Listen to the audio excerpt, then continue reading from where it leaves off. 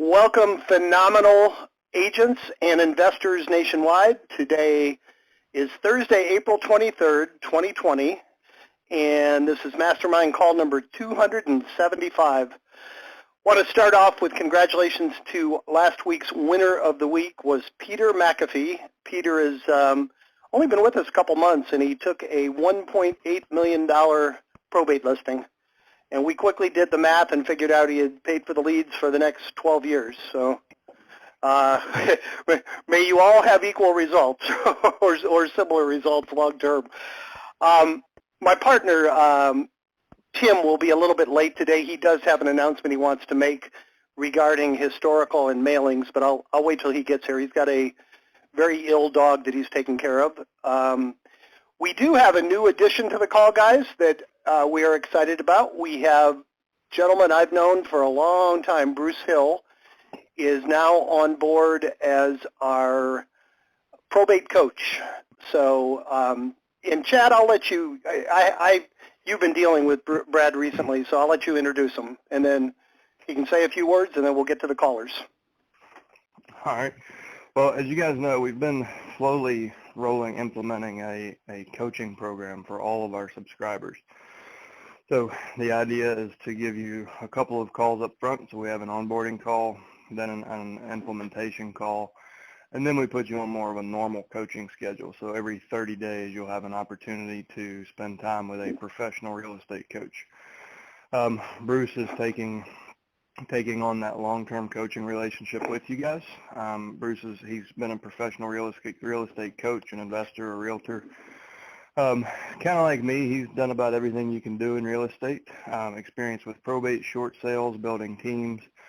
So any obstacles you're finding, he can help specifically on probate or even generally in your business, just to get things moving forward and make probate a sustainable niche for you. So Bruce has started with us this week. We're excited to have him on board. And if you just keep an eye on your email, we'll be reaching out. If you haven't gotten a coaching call, you'll be getting a call from Bruce. And then on that call, we'll schedule your following call. We will also I have a coaching page built that I'll put some more details on. Once we've gotten through that first round of calls, where you can always come and book a session. We realize not everybody might need coaching or want it, but if you feel like you need to troubleshoot something or you're not on the schedule, we'll give you a link in the portal where you can actually get on that calendar. So Bruce, welcome to All the Leads. It's your first time on this end of this call, I guess, right? It is. You've always been on the other end. Jim and I were just talking, though. I dialed in using the admin code when I was an investor and working probate deals. So I've been on this line before. You guys just told me to shut up most of the time. Well, there's no guarantee we won't do that again, but we'll give you a grace period. We won't tell you to shut up till the second call. Okay. Well, it depends on if I'm good or not. That's true. Well, welcome. We're really, really glad to have you. We appreciate it. Anything else you want to say to the group, or should we get started? I'm really looking forward to working with you guys.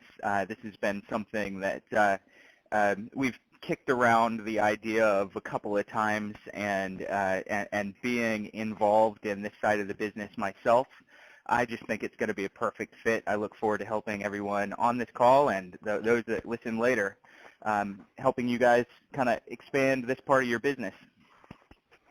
Awesome. And for everybody in the Glenn Sanford EXP cult, Bruce is an EXP agent too. I know we have a lot of you guys are here, so Bruce is a member of EXP as well. Excellent. Well, we have 5 in the queue, guys, based on past results. We'll get a lot more, but I would encourage you to jump in there now. Don't wait till the last minute. We try to hold these calls at an hour. We are rarely successful, but we want to respect your time. So if you do have something you would like to discuss, it can be wins, it can be frustrations, places you're getting stuck. There's really nothing, as long as your language is good, there's nothing really off limits on these calls, so please participate. We have 7 now in the queue. That's great. And first up this week is a guy I've never heard of before since last week. John, you're up first. Hey everybody, how are you? Hey Chad, Good. This calls Hey, for Joe. you. I've heard you speak about your personal selling strategy, and that's what I've got a condo that I own free and clear. Tenant just moved out. It's all painted, clean, fixed, beautiful, ready to go. Pre-COVID, so a month ago, it was definitely $140,000 property comps.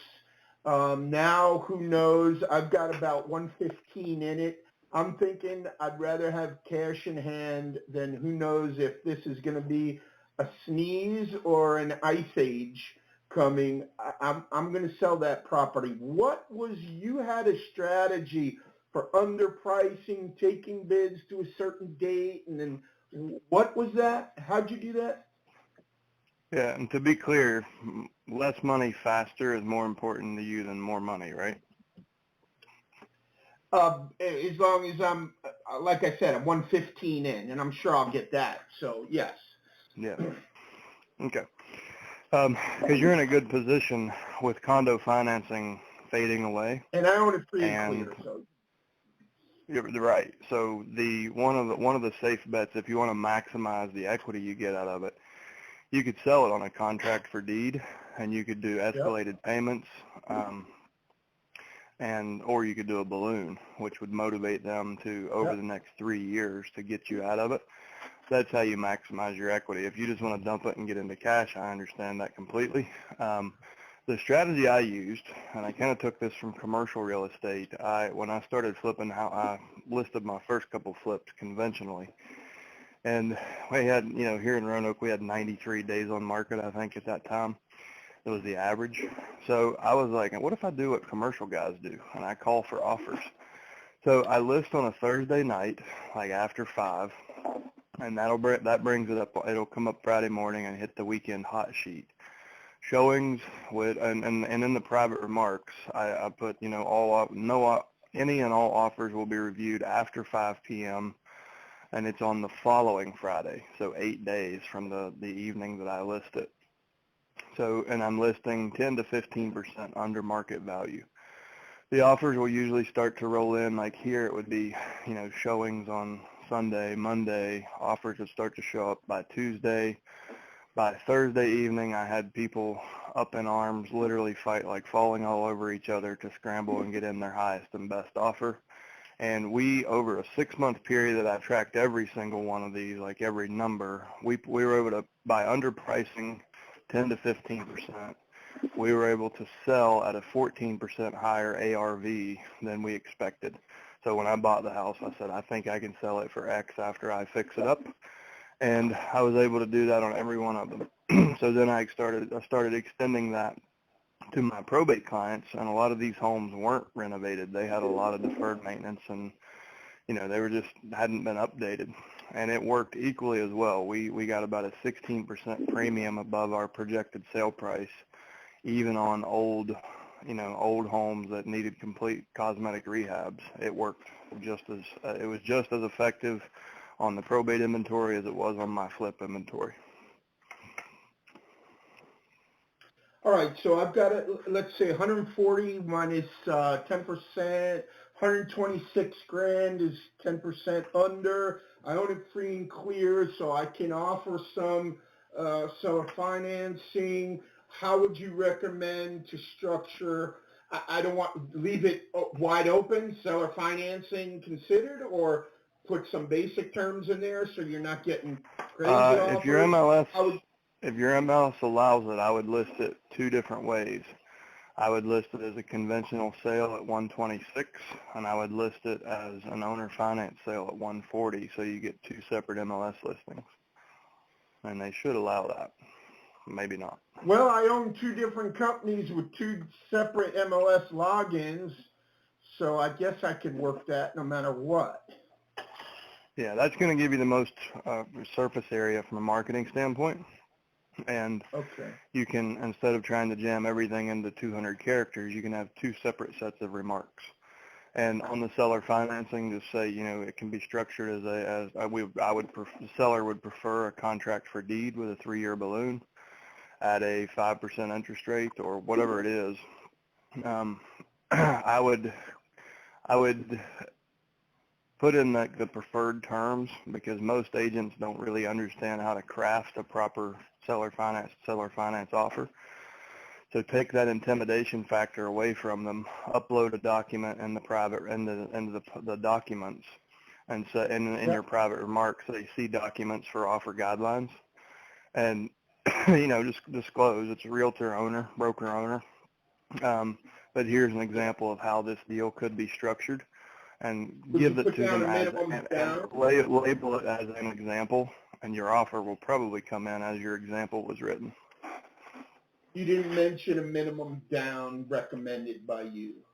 I don't want $5,000. I want something substantial. What are your thoughts? Yeah, just put that all in the example. Like use the document section to illustrate what an acceptable offer would be to you, and give them that as a guideline so they understand you're looking for a down payment.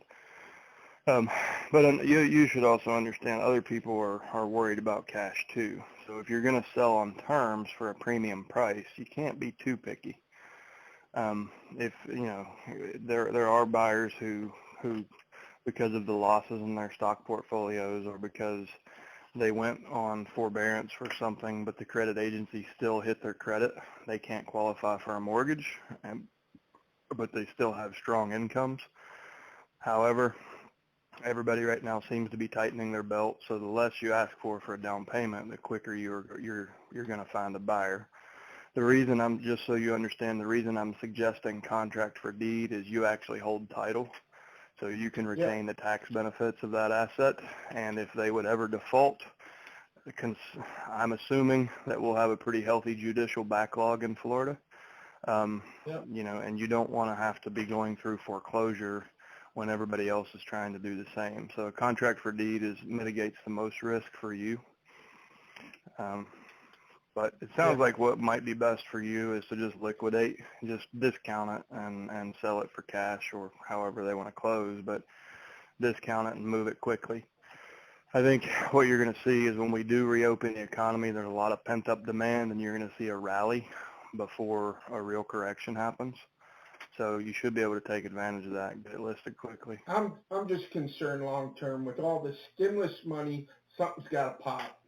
You can't put trillions of dollars into the economy when there's no productivity and either taxation or inflation. Something's got to crash out here. And well, we're actually going through deflation right now, and what's most likely to be next would be stagflation, very similar to what you saw during the Carter administration.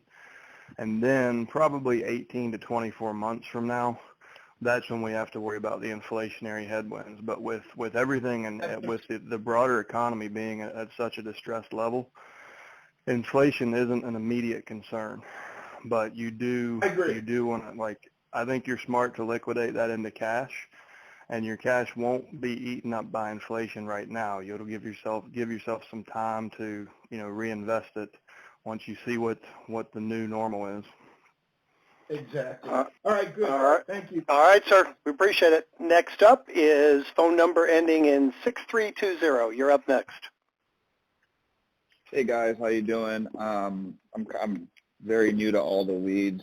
I just stumbled upon your calls and logs, and I've been listening to a bunch of them. My question is regarding some of the stuff that I previously heard. Ultimately, I just want to help people out any which way I can. I'm starting out as an investor, but understanding there's so much more to this probate stuff and other ways to help the family. I'm going into houses and seeing that there's a lot of ways that they're not maximizing their equity, as Chad likes to talk about. So my question is kind of two parts. One is regarding how you've mentioned before, it's how do you maximize the owner's equity and minimize their timelines? And then the second part is kind of about how do you become the full service probate company that you're talking about, like all the services that you're doing after and giving referrals to estate planning and giving referrals to RIAs and maybe some other stuff you haven't mentioned. So that's kind of my question. Sure. So I'll answer that in reverse. So the second part, like how to know who should be on a team, what they can do to help you, how to build that. We cover that in depth in Mastery. I've actually built it out in a mind map, so I'll show you like the 36 team members that everybody should have, and then I'll show you what they can do for you specifically and for the family, and then 2 to 3 ways, like resources of how to find each one of them. So in 30 minutes, you can kind of get, it's probably 30, 35 minutes where I go through every single one line by line and show you how to build the dream team. So if you're interested, I meant to get the email out before this call. I've been running pretty hard, guys. I haven't had Mastery pre-scheduled, but I'm going to do Mastery Monday, Tuesday, this coming Monday, Tuesday, Wednesday. I don't even know the date. I don't even know what day it is right now. But anyways, from 2 p.m. until we finish, which, yeah, so the 23rd, 24th, 25th, we'll start at 2 p.m. Eastern. And they usually run anywhere from 2 to 5 hours, depending on how interactive the group is. And I'll get the class scheduled and get emails out later today after this call. We've been selling out, and I gave like 1 day notice last month, and we sold out. But if you haven't done Mastery, that's in session 2, where we kind of unpack all of that. And Chad, that'll be the 27th, 8th, and 9th. Today's the 23rd, okay. Just to clarify. Gotcha. Okay. Yep. Gotcha. So one of the things I wanted to ask was, I wanted to get on and I wanted to see if the Mastery kind of covered that kind of stuff or didn't. So thank you for it does. And what the other part of your question, like how to maximize equity, also in session 2 of Mastery, I kind of break it down in the preparing for the real estate sale, selling the real estate, and after the real estate sale, all like 3 different ways, 3 different categories of how you can help families, and then multiple strategies within those time periods. So there's a lot of, I mean, each of these is a thumbprint. You know, sometimes you'll be able to really maximize the amount of money out of antique furniture or a firearms collection or Lionel trains or antique cars. Other times you'll go in and there won't be anything of value there. So sometimes you can use the personal property to generate income and then use that income to pay contractors to really, really maximize the equity. Sometimes none of that money's there. You just have to do a clean-out crew, and then you have to go negotiate with a private investor and have him give you a bridge loan, or turn your contractor into a lender and let him carry an invoice with a 10% premium and a mechanic's lien through to escrow. Turn the contractor into the lender, and you can put 50 grand into a house and make it worth 200 grand more. So there's a lot of different ways we can maximize the equity and minimize the stress, and Mastery is the long form of that. That's where we really kind of unpack all that and have and the first half of it is presentation.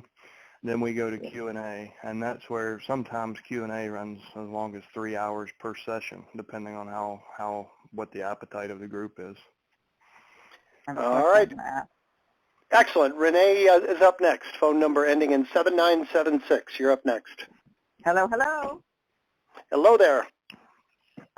Quick question. So I have a probate, and the house itself is absolutely full of stuff. It was a hoarder house. There's stuff all over the yard. It's pretty bad. I haven't been able to get in the interior just yet. The PR lives in New York. You know, I'm here in LA. So I'm going to get the locks changed, but here's my question, because I want, people are starting to write offers now, and I want them to be able to get in regardless of it maybe being, 5 feet high worth of stuff, just after we get an accepted offer for them to get in, then they can do their due diligence, but if they don't want it, then they can just walk and cancel.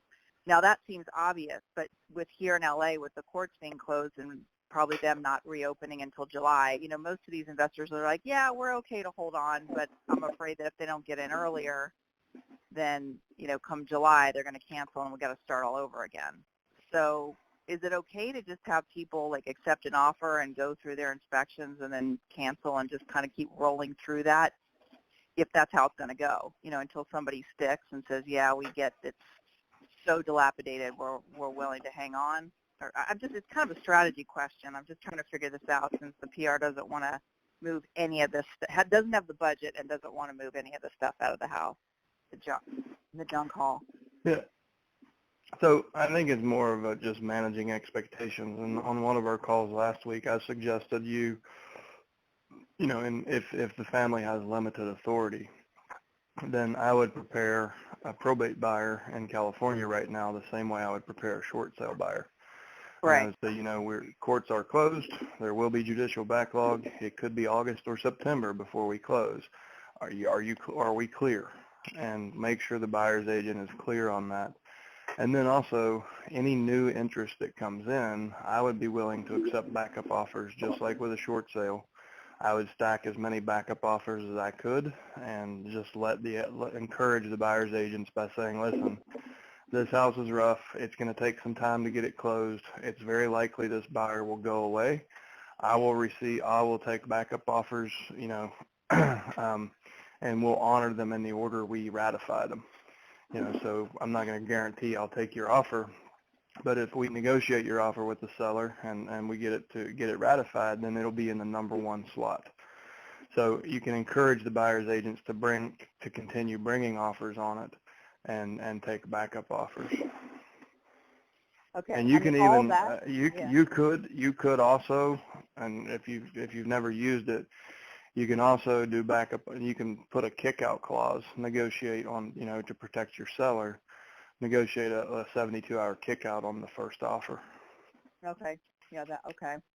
Everything you said makes sense, and I'm doing that. I guess where I'm a little gray is it's now before the court's open. So, let's say we accept an offer today, and then we open up, escrow, or maybe within the first 3 days they don't even transfer money. They just get in there, and do their inspections, and then they leave. They don't want it. There's too much to be done. I understand going down the list of people, but can I do all of that prior to finally landing on the person who's willing to wait? Even though they all understand that, nobody's actually gotten in there. I'm wanting to see if I can just get people in there to see, and so they can see how bad it really they get in? Is it because of the law, or because? No, just right this second, I haven't changed the locks on the doors, and I don't even know how. I have no idea what the interior looks like. All the windows are boarded up. We could be walking into some serious mess. I don't even know how much they're going to be able to see. So you're saying you don't have a key for the current locks and it needs drilled?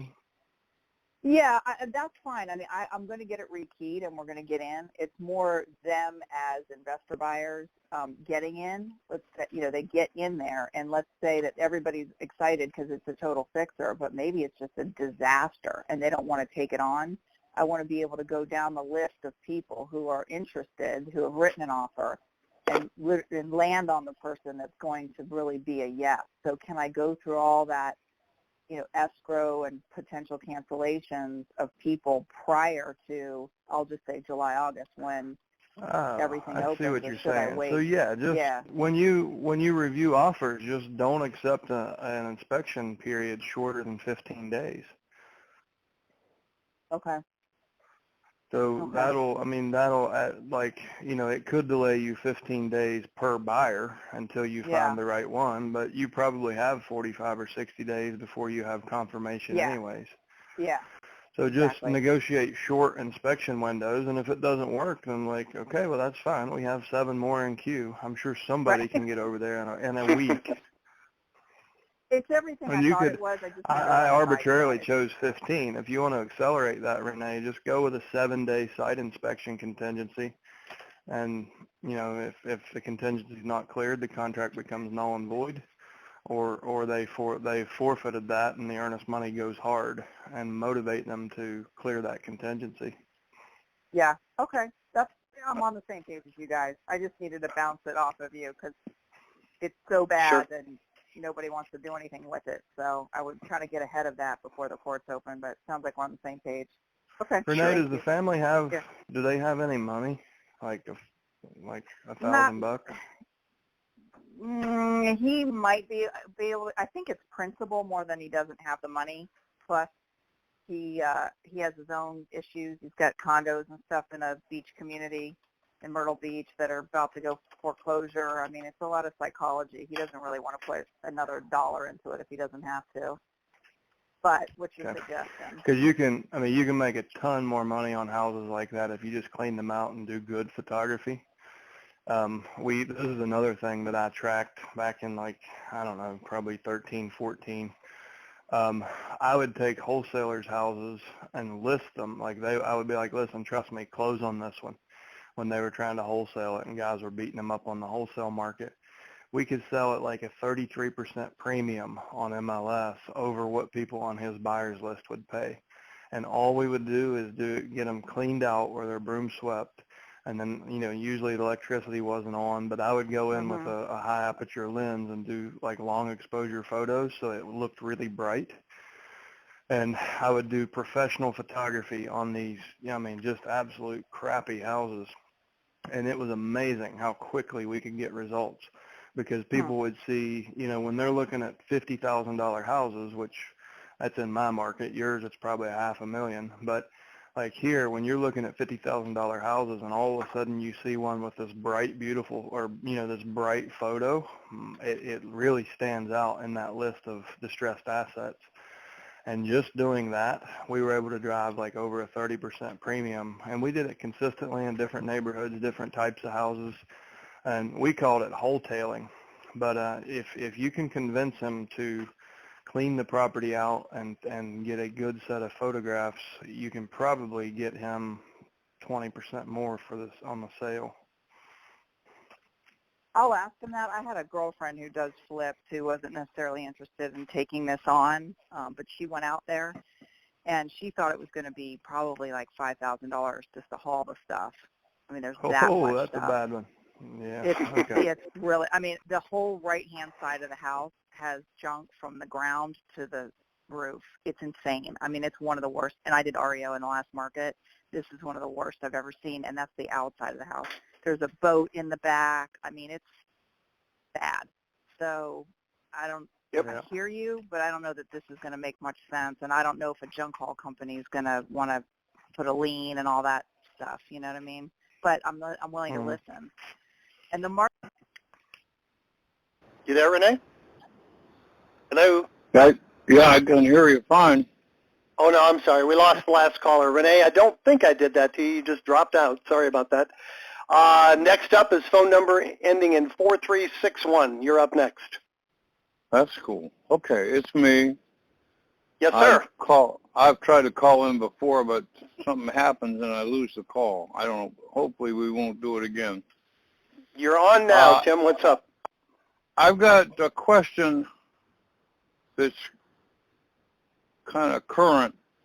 At one point in time, I heard a call, a mastermind call where it was discussed the best way to leave a voicemail message. Sure. And I recall, that that you wanted to leave a message that had a sense of intrigue.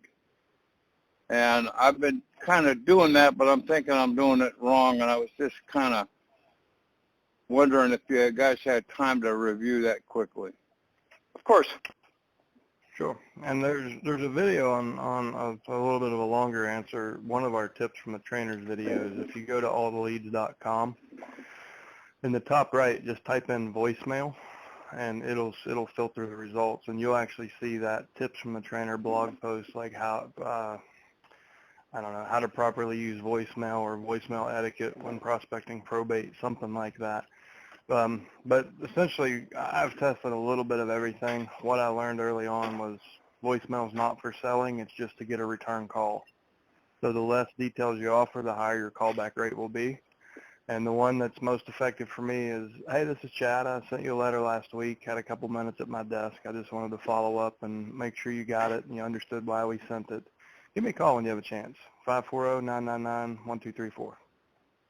And that's it. I didn't identify myself as a realtor or an investor, didn't give a company name, didn't even give a last name. I said, I sent you a letter. I wanted you to make sure you got it and you understood why we sent it. Give me a call when you have a couple minutes to chat. So what I'm trying to do is leave that curiosity. If they haven't read the letter, I want that voicemail to prompt them to go read the letter because then they will understand why I sent it and hopefully will call back. And with that one, most I have a lot of failed voicemail scripts that, you get angry sellers or confused sellers. But with that one, pretty much the ones that call you back will be ready to roll. Like they do need help, and that, like the others won't bother. And Jim has a pretty good one too that's worked well for him. Jim, if you want to share yours. Yeah, I just use a very generic email. Hey, this is Jim. It appears from the county records that you're executor of an estate in Florida. If you're interested in selling that property, give me a call.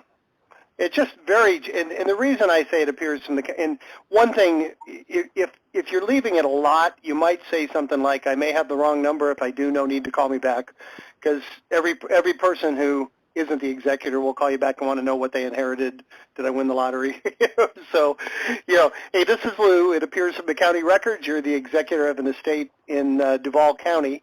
I may have the wrong number. If I do, no need to call me back. If you do have property in Duval you want to sell, give me a call.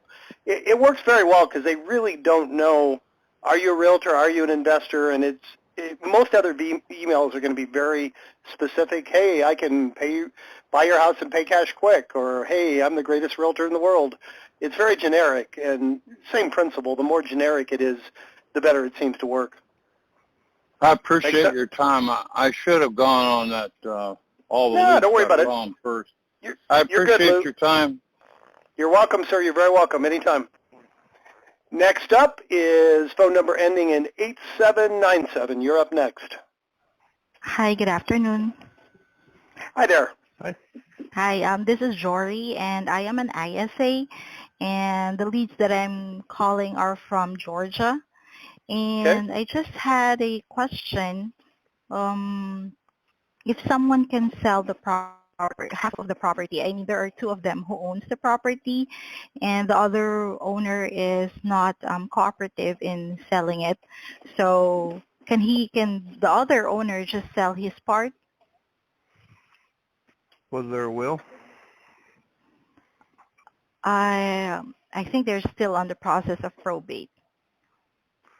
I haven't asked that question. Okay, so if there is a will, then you have to follow the last will and testament of the deceased, which will supersede, state succession law. If there's not a will, then it falls back. And the answer to your question is, if there's a will, it will probably be simpler. But if the will said that the property was to be sold or was to be equally distributed, state law is basically going to say that if there are siblings, it'll be equally distributed. But that requires one person to be willing to sign to sell their interest. If the other one doesn't want to sell, then if he doesn't want to sell, can he buy out the other person's shares, or is he at all motivated to? And if not, you're kind of stuck. They can't be forced to sell it. They can file, a lawsuit and litigate it and try to force the sale. And those typically last a long time. They're hard to deal with. So the best thing you can do, is it bad blood or just a difference in outcomes? Like, is communication broken down between the two parties? Mm-hmm. Yeah. The seller. Sometimes, this takes a little higher skill set, but you can sometimes be an intermediary and treat this more like a divorce. And you can help by showing each side what they stand to lose, and you can kind of disarm their egos, and they don't have to talk to each other. You can do a deal like this end to end, and they never have to meet. But if you can penetrate their ego and talk to them as a person and get them off defense and get them to kind of uncross their arms and actually have a human conversation with you, a lot of times you can show them that they are standing in their own way, and you can say, do you want to be right or do you want to move forward? Because you can only choose one. And then be silent and hit them with some things like that. See if you can get through that ego, and then go to the other one and do the same thing and treat it. It's going to feel a lot like a divorce proceeding where you have to be the intermediary. But I've actually had I've had situations like this where the family members haven't talked in 20 years and they came back together. And like we all sat at the closing table together. I'm like, holy smokes. Because in the beginning they were just, I mean, fiercely, it was just, they hated each other. But we actually we mended the fence through the process. Oh, I Okay. see. Okay, got All it. right. Thank you. You're very welcome. Next up is phone number ending in 3671. You're up next. Hi, my name is Allison, and I'm a new agent, and I have my first probate. Are you, ma'am, are you in a speakerphone? I'm having a hard time hearing you. Can you hear her, Chad? Sorry about that. Well. Oh, much better. So, Much better. Thank you. Yeah. I apologize. So I'm a newer agent, and I have my first probate. And paperwork's signed, but I don't have the house on the market yet. I'm waiting for the heirs. It's kind of a similar situation. I have the administrator sign the paperwork. Don't have the heirs yet. Bad blood there. So waiting for that contact information. You know you don't actually need that, right? I don't. See, so here's the thing. I don't know that. I have a lawyer who, not my lawyer, the estate lawyer has been really difficult to deal with. She told me she wanted to give the listing to her friend. So she hasn't been very good at communicating with me. She in fact told me she was going to stop communicating with me. So I don't know why, but anyway. You don't need her. You don't need her. So all you need is to understand your state law, and your state law, I don't know where you are, but pretty much every state law says it Virginia. takes one party to, Yeah. Oh yeah, I know your law well. It takes one party to list a piece of real estate. Now when you get it to, and you can, they can even sign and you can ratify a purchase agreement. But the other parties are going to have to sign a release or sign the closing paperwork. Now, ideally, you get one person to sign the listing, assuming everybody is, wanting to move forward. You don't have to wait for the other signatures. So go ahead and upload and list what you have. And then whenever the offers come in, ratify the agreement with everybody's signatures. But really, I mean, you should only have one personal representative, and that's who you have the signature for, right? Yeah. Yeah, so get them to sign the listing, get them to sign the contract, and then everybody else will sign at closing. Okay. So I don't have, because there's a guardian of light and all that, I don't have to wait for that? Nope. You need one party to list real estate in Virginia. And I would get it in the MLS as soon as possible before the realtor. Sometimes it's the first one to get it in there that gets it before the attorney, has them signed with somebody else. You know what I mean? It sounds like she's working against you. He or she's working against you, the attorney. Right. Yeah, definitely. Okay. So that's. But she can't stand in your way. Yeah. Okay. Like, just understand that if that attorney's trying to intimidate you out of your own relationship and your own transaction, you can call DPOR as easily as she can. Yeah. So if she's walking on thin ethical ice, remind her that DPOR is taking phone calls right now, and that right. You guys you're going to work together. You're representing the same client, and you have a signed agreement. So. Yeah. But even if she shuts down on you, you don't need the probate attorney to close the real estate. They have no say in it in Virginia. And she said it wouldn't be legal. She said that would in no way be legal. I guess she has to petition. She said she had to send in a petition to the court. I don't know. So if the person you're speaking to is the administrator or the executor, meaning they have gone to the initial hearing, they've gotten the letters testamentary, that's all you need to close the chain of title and close the real estate. And in Virginia, they'll require a fidelity bond. You can buy that at the closing table for $250. The money will be released in the estate's bank account. Then you can call the attorney and say, hey, since you didn't want to talk to me, I thought I would let you know that deal's closed and the money's in the bank account. Have a nice career. Yeah. Okay. All right. That's really good to know. So, okay. So my next question is, he has a ton of stuff in the house. Can he get money from the estate to get the house cleaned out? Is there money in the estate bank account?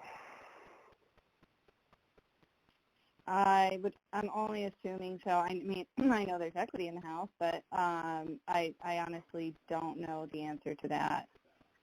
Okay. Well, that's the easiest way. If you know, as the administrator, one of the first things they do is either open a bank account or gain access to the deceased bank account. And so if you have cash in the estate bank account, that's the easiest way to do this. You just hire the crew and then, you know, pay the invoice and submit that to the court. And that becomes part of your final accounting. If that's not an option, if there is no cash, then you can negotiate with your vendor and say, listen, I need you to do this clean out. You're not going to be paid for 90 to 120 days, but I'm okay if you put a 10% premium on that. We'll submit your invoice into escrow and we'll put a mechanic's lien against the property. So you're duly protected. But I need you to float this loan for me. So you can turn your vendor into your lender. The other option is you go out to an investor, a pawn shop owner, somebody who has cash, even a payday loan guy could do it, and just say, listen, I need a 90-day bridge loan to get a house cleaned out. I'll make sure the family pays you 10% interest. And you can put together a small estate advance loan like that. I'm hoping I'm very close to being able to introduce you guys to a company that will do this as a partner of ours that will do it in all 50 states, that will basically step in and they could deal with this situation in hours. But it's probably going to be next week before we've got a couple other calls scheduled before we move forward. But I'm working on handing you a solution instead of telling you how to go hunt. I'll be able to just hand you someone that can step in. But right now, those are your three options. Okay. I actually, sorry. Can I ask one more little question? Sure. So the administrator has no clue how to do any of this. He's one of those people that doesn't have a cell phone, doesn't have email, nothing. And he has no idea how to do any of this, and I don't really either, unfortunately. So gaining access to the account obviously hasn't come across to him yet. And I honestly, and he has expressed to me that he has concerns about the lawyer, as I would, too. Can he switch at this point? Can he switch lawyers and find a way to get access to that bank account if there is one?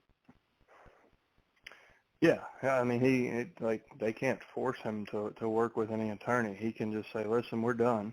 And, you know, she'll submit whatever hours she has. She'll invoice the estate, and he'll have to pay for that. So it might end up costing more money in the long run, which is unfortunate. But it sounds like he's getting no service. Like if, you know, that's a pretty basic thing. You know, you put an ad in the paper, go open a bank account, start paying bills and keeping track of that. And, you know, I mean, if she hasn't gone over that with him, you know, unfortunately, half of the law industry finished in the bottom of their class, no different than any other industry. Mm-hmm.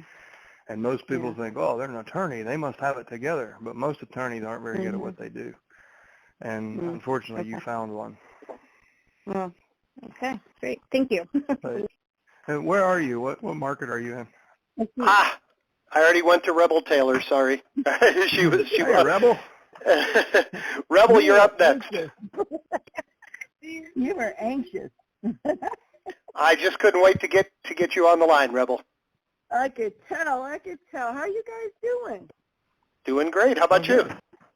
Oh, very good, very good. Yeah, I know you're doing fine. I have a feeling this one's I'm good. I have a feeling this is gonna be a success story, Jim. All right. Well, no. I'm actually calling for help. Well, what is the best voicemail that you have left to get callbacks? Do you know what I mean? Have you not been paying attention today? I apparently haven't. I mean, I'm kind of multitasking like crazy on this end, so you are right. we talked about it once on this call. So if you go to alltheleads.com and then that magical search bar in the top right, put in voicemail.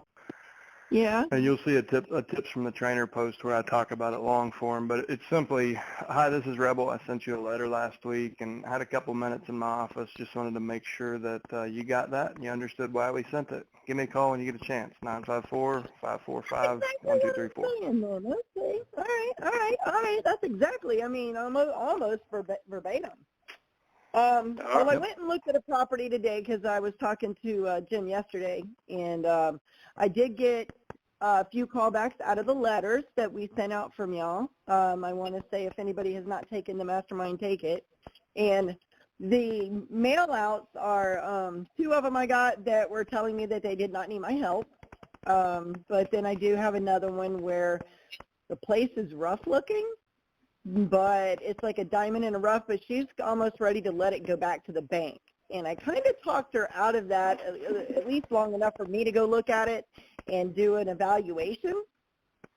And for the area that it's in, is there a way, I mean, some people are like, I don't want to spend money, but my job is to show them how they can make money on it, correct?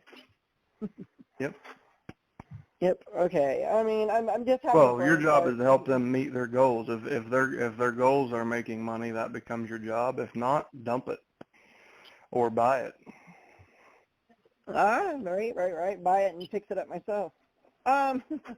Or partner But, with a family. See, we covered this in Mastery. You yeah, better I come heard back that this part, month. you know.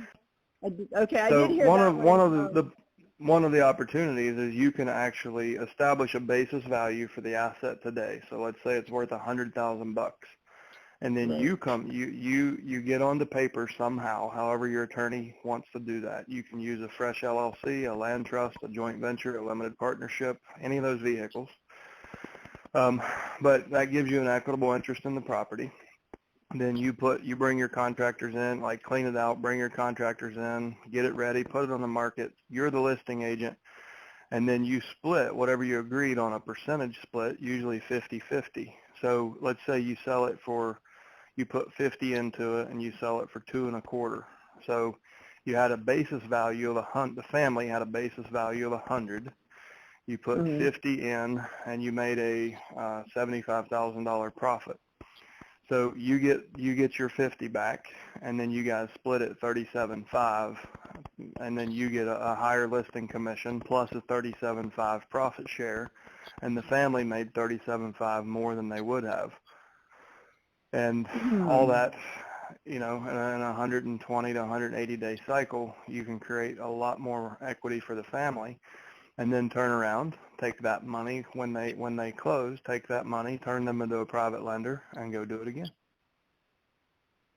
See, I need help on is understanding that a little better. I did the way you just explained it really well. I like how that works. How often is it, like doing it, getting them to buy or getting them to be their own the lender?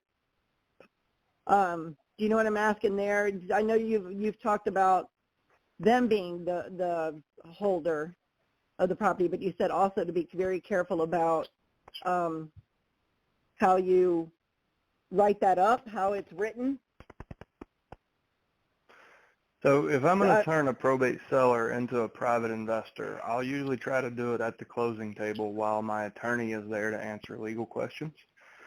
And at the end of it, like, you know, guys, well, listen, I'm really, really happy to help you. As you know, when we first talked in the appointment, I said this doesn't end with just the real estate sale. So our service continues from here.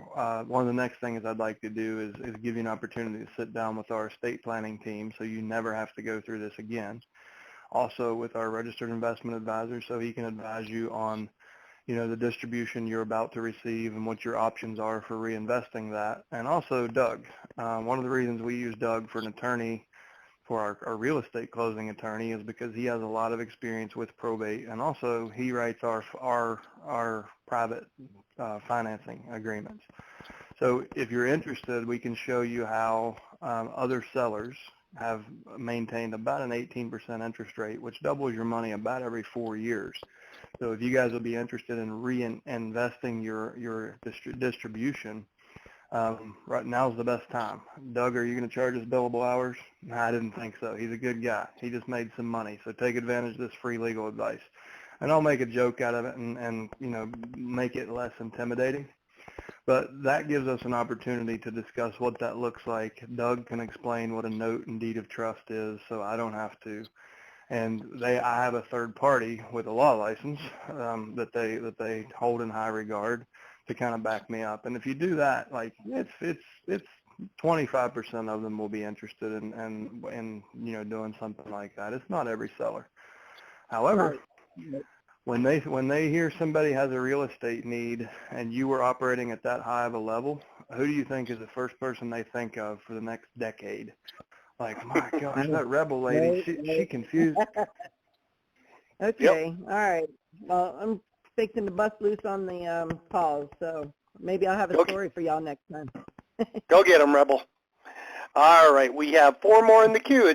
We'll probably go about 10 minutes over today, guys, but I'm going to close the queue. We'll get to the last 5 people, actually. Next up is phone number ending in 8917. You're up next. Hi, this is Joy. I'm in California. How are you guys doing? Great. How about you? I'm doing well. I have a question. I'm working with a PR who's probating her brother's estate. There's a property in the estate and that they inherited from their parents. The decedent, he was married when he died, and then his wife died a year later.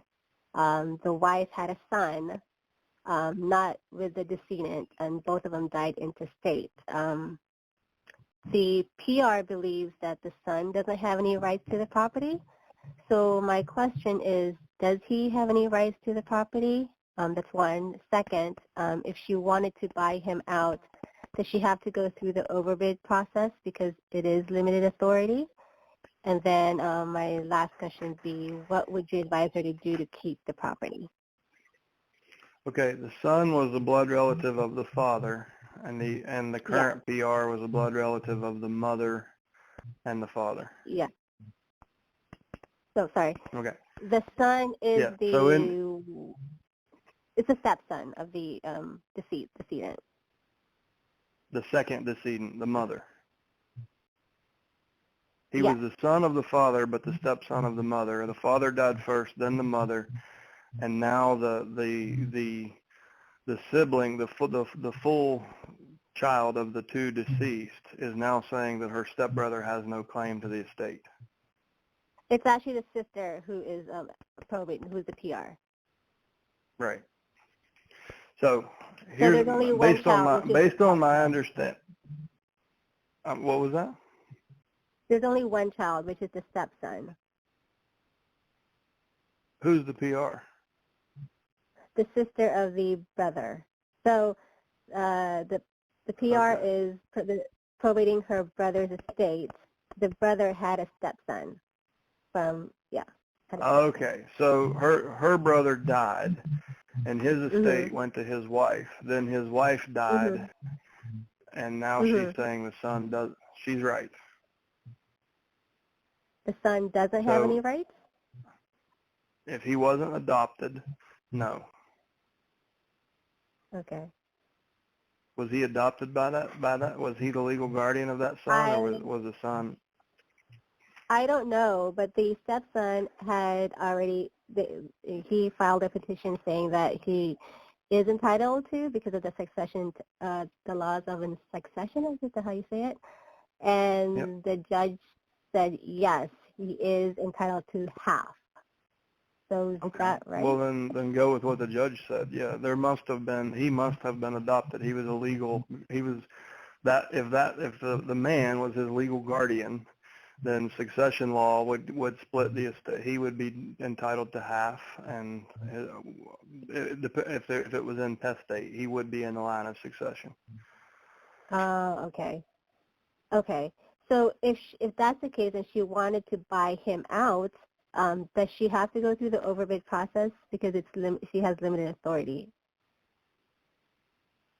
Does she want to buy him out of the real estate or buy him out of the entire estate? Just the real estate. So she's okay with him getting the proceeds from the real estate? Or is Well, she going to keep it? I don't know. She was just really concerned that, she was just really upset that he was claiming the rights to this property, which is her, you know, she grew up in this house and it's something that they inherited. So it's really it's her brother's separate property. So does that mean that the son doesn't get anything else besides the separate property, right? So, I mean, the two of them need to sit down in front of the same attorney and have this negotiation. But what's probably the cleanest way to do this is to just have him sign a release for a dollar amount, and he can just release his interest in the estate for X amount of dollars, and then it's clean and she has everything. Like that's what my suggestion would be. Like get them on a Zoom call with the same attorney, or both attorneys. Like if they want to bring their own to the table, and just say, all right, guys, let's talk this through. What we think is going to be the fastest, least painful way to do this is if you don't want him to have any claim to the estate, make him an offer. Because state succession law and the judge in this jurisdiction says he does have. So we're either going to move forward on that, or today we're going to come to some sort of agreement. This is the only time we're doing this. So let's start with you. Make him an offer. What's it worth for you to get him out of the estate? And just like try to handle it that way. That's going to be way easier than getting the real estate in escrow and then going into overbid. And like if you can just sign him out and make it hers. And it sounds like she might want to keep the property because she has sentimental value to it. So the overbid process probably wouldn't come into this. It wouldn't be part of this equation because the home wouldn't be sold. It would just be an intrafamily transfer. And the good news, anybody on the call we lost you 10 minutes ago, you'll probably hardly ever run into this. It's a pretty unusual circumstance, but it happens. Yeah. So, all right. Next up is phone number ending in 6559. You're up next. Hey guys, Sam from Detroit, Michigan. My biggest issue, or some of the issues I've encountered, is mostly on the introduction of the call. The approach I've been using is not stating that I sent out a mailer, so I'm following up on the brochure I sent out, but I'm introducing myself as a certified probate specialist, and then the executive of the estate says, "Oh, so you work with work under an attorney?" And I say, "No, not so much." And then they interject immediately and say, "Okay, so what company do you work for?" So I work for Keller Williams, but I just don't want to come out and state immediately that I work for Keller Williams, which automatically designates me as a realtor. What are your thoughts on this approach? So I'll first point to what's happening. You're losing control of your conversation by not taking control of the conversation. They've got you on your heels, and it should be the other way around. And if you haven't listened to some of our role play calls, like you'll hear me talk about the probate USP, or your unique selling proposition. And if you roll through in the beginning and let them know who you are, what you can do for them, why you're reaching out, and then hit them with the open-ended emotional question, you'll usually get past this and they'll never come back to it. Early on, before I learned that, I found myself in that same situation several times. And I'm like, damn it. And I held myself accountable. I'm like, it's you not controlling your conversation. And they're defaulting to this. They go to this default pattern. It's just like when you meet somebody at a bar. Oh, hey, where are you from? You come here often? Like, no one really gives a damn about the answers to those questions. They just have built this pattern of doing that. So this person thinks that you should identify which company someone works for and how long they've been there and what it is they do and who their boss is. But if you can just break the pattern, you can usually take them away from that, and they'll never even remember to come back because it didn't really matter to them. It was just a communication pattern they've established. So what I would suggest first is try not to get into that territory and by keeping control of your conversation. So Hey, this is Chad. I sent you a letter last week just following up to make sure you got it. The reason I'm calling today is we have a team of people here in the community that help families going through probate. And not, regardless of what you could be going through, we pretty much have a solution and a person on the team that can deal with it. What's been the toughest thing for you guys so far? And a lot of times I'll tell them that I actually go to the courthouse and meet with the clerk every 30 days and find out which families I need to be reaching out to help.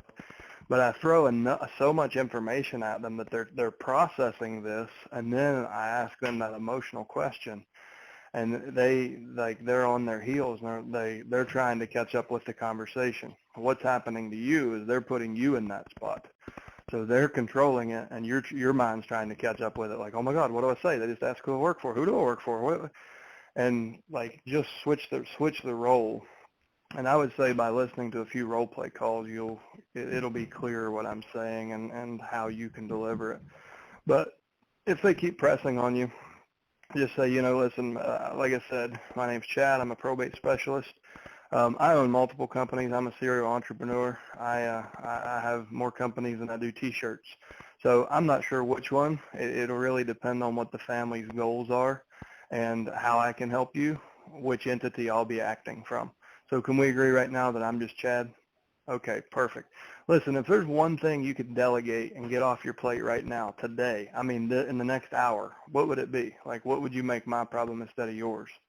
And I just roll right into those questions and put them on their heels and silence, absolute silence. And anyways, I'll quit there, but usually that will get you through and you'll move right over it. Perfect. Next up, we have 3 more in the queue, guys, so another probably 7 or 8 minutes, and we'll let you all get back to work. Next up is phone number ending in 3433. You're up next. Thank you so much. Hi, Chad and everyone. I really want to do my best as I'm starting out. We got a lead in Florida, and the home on Zillow is at $58,000, and it's a hoarder house. I wasn't gonna call, but then I heard that first Florida call, and I thought, well, I can at least call. The question is, inside it's termite damage, backyard you can't even get to, the foliage has grown up so bad, cat urine everywhere, a drug type of neighborhood as we're looking around and seeing different things. It looks like it needs, our rehab guy went out, he said, I wouldn't touch this for under 50, maybe 55,000, and I just don't know what you can offer the guy. He owns the home, there's no loan, but it's in such disrepair, and I've heard you guys say that, oh, just dump it. I'm like, what does that mean? Do you dump it, tell the guy I can't do anything for you? So that's my question. No, it sounds like your most likely buyer on a property like that is a landlord. In neighborhoods like that, it's not very smart to flip. I'm not saying you can't do it, but it's wiser to turn that into a rental property. So what is the market rent for that house? I have no idea. Okay. So you need to figure out how if it sounds like it's low income neighborhood. So typically, guys are going to be looking for a 15 cap. So you said it was 65 and that's an estimate. But what do you really think it's worth as is where it is? Well, without anything, I wouldn't even say 30,000 if you're not going to do any repairs to it. How do you even get in there? Okay, go ahead. All right. So let's say it's 30,000, and then it needs 30,000 in work to be a rental, not a retail flip. So you've got a $60,000 asset. Okay. And so, do I offer the guy to say, we'll do that $30,000 worth of work for you? Or no. How does he make any? So you need to figure out how to price it attractively for a landlord. If he's willing to sell it for $30,000, a landlord's going to look at that and go, okay, I can buy it for 30, put 30 into it, have a $60,000 asset that will rent for $700 a month. That's more than the 1% rule. I'm good. And so Okay. you need to look at it as an investor, not as a realtor. Okay. So you're most likely buyer And is I'm a not. landlord. So She is not an a realtor. investor. She's an investor. Outside of this, well, you understand the 1% rule? Well, okay, I work for the investor, so I'm new to all of this. I'm just trying to help him. The investor says, I'm not touching it, Cindy. I don't see advantage here. So what I'm hearing you say is I need to find a landlord who sees the advantage, who's willing to go in and make the clean Sorry, out and I thought you were repair. representing the seller. So who's representing the seller? The seller, are you talking that is the PR? The personal representative? Okay. That's who we're talking with. We're trying to... Gotcha. I'm so sorry. Is the property not listed? You said on It is Zillow. not. Is it not?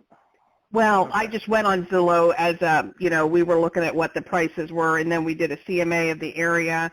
The CMA that we came up with, was still in the 50, 60 area, 50,000, 60,000, but that is not needing all of the work that this house needs. And Okay. And I don't know when you say dump it, does that mean walk away?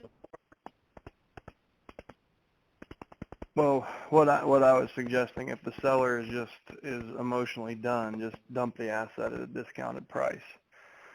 So you're representing the buyer. Your buyer has lost interest. And so tell me, would you take this if you could list it and sell it to a landlord? Would you take the listing? She isn't a realtor, though. She's an investor. Yeah. Oh, This to me sounds like a wholesale. Yeah, Bruce, go ahead. A better wholesale or referral at this point. So if you're Okay. Investor, if you represent the investor, you're not a realtor, so you can't list the house. You can either partner with a real estate agent and pass it off to them, or you could wholesale this. Okay. And I just want to help the guy out, and that's what our job is, and we're supposed to be saying, we can do everything you need, and we're looking at this house saying, we can't do it all. We don't, if we put all that money in it, we're not going to get it out.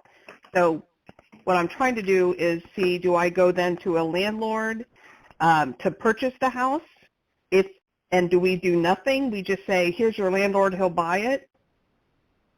You're going to be legally restricted in some of the things that you can do by taking it, so you can't get paid to take it to someone else.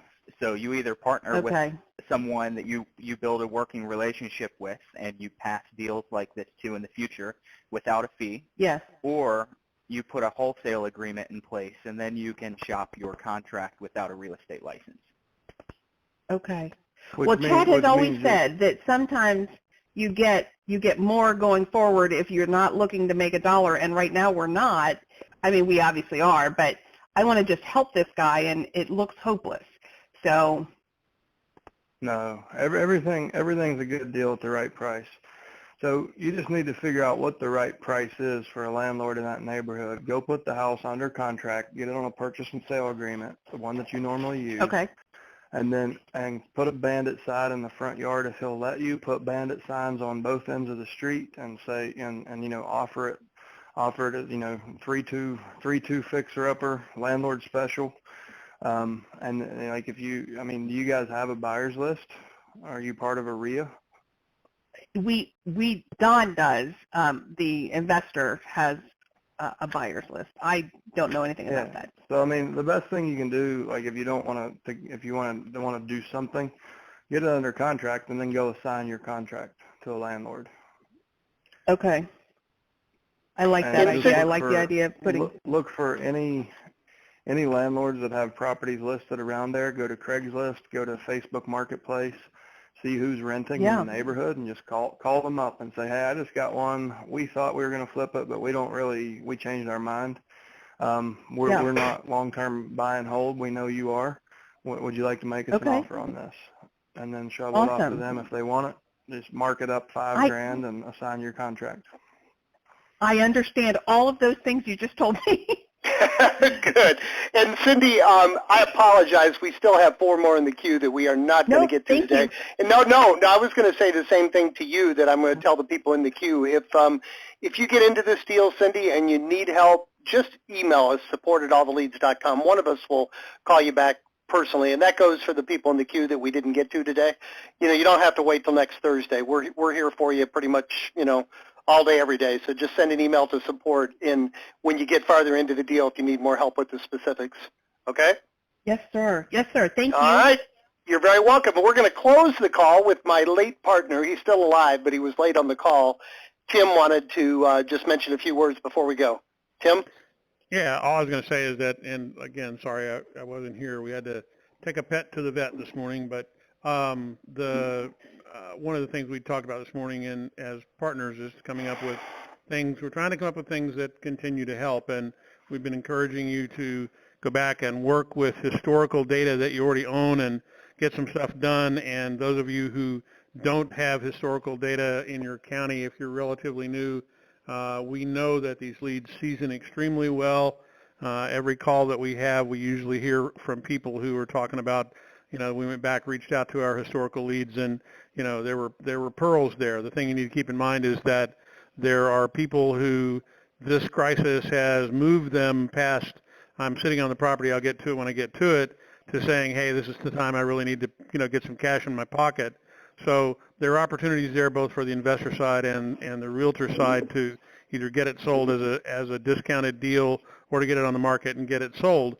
So we know those are good opportunities for you. And in order to help you do that, one of the things that we'd like to extend to you as an offer is that if you need to acquire some historical leads to go work, we're happy to sell them to you. We're going to do, for the rest of the month, we'll take half off of any historicals you want to buy. In addition to that, we encourage you to just assault them with some mail, and we'll give you the opportunity to do that. And instead of the normal price, we'll do it at $1.25 a letter. So we're trying to give you a lot of opportunity where you may not have had it before to work these leads that season extremely well and see if you can find some pearls among the deals that you might have already talked to and said, I'll get back to them in a few months. Well, this is the few months. Now everything's coming to the top. So this is a great time to get after them. And that's the opportunity we think is there, and we want to help you get that. So half off on the letters and $1.25 on the letters and half off on historical leads through the end of the month. Call your sales rep. We'll be happy to work with you. Sounds like a deal, guys. Hey, I want to end this call like I do every one of these calls. I want to thank all 200 plus of you that showed up. I want to particularly thank the dozen or so people that actively participated. And I want to challenge each of you, take one idea, one thought, one thing that inspired you on this call, go out and put it into practice and come back next Thursday and share the results with the group.